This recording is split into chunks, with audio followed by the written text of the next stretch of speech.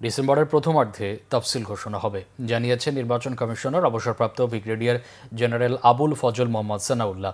প্রধান নির্বাচন commissioner M Nasir উদ্দিনের সভাপতিত্বে কমিশনের সভা শেষে ব্রিফিংয়ে তিনি এসব কথা জানান। এর আগে সকালে 2026 এর ফেব্রুয়ারিতে ভোট আয়োজনে প্রধান উপদেষ্টার কার্যালয়ের দেয়া চিঠি হাতে পায় নির্বাচন কমিশন। চিঠি হাতে পাওয়ার পরই সংসদ নির্বাচনে রাজনৈতিক দল ও প্রার্থীর আচরণ বিধিমালা, আরপিও সংশোধন, প্রবাসী ভোট পদ্ধতির অগ্রগতি সহ কয়েকটি বিষয়ে সিদ্ধান্তে আসতে সভা করে নির্বাচন কমিশন।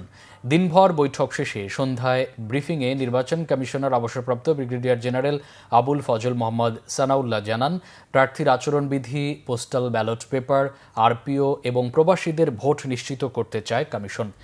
জানান, ভোটার বাড়ানোর জন্য জেলখানা বা অন্যান্য জায়গায় অনলাইনের মাধ্যমে ভোটের ব্যবস্থা করা হবে।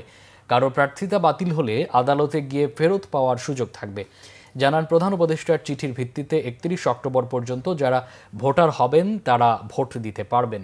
অভিযোগ করেন, এআই এর মাধ্যমে অনেক মিস ইনফরমেশন ছড়িয়ে পড়ছে, তাই যাচাই বাছাই করে ভিডিও শেয়ার দেওয়া পরামর্শ নির্বাচন কমিশনের।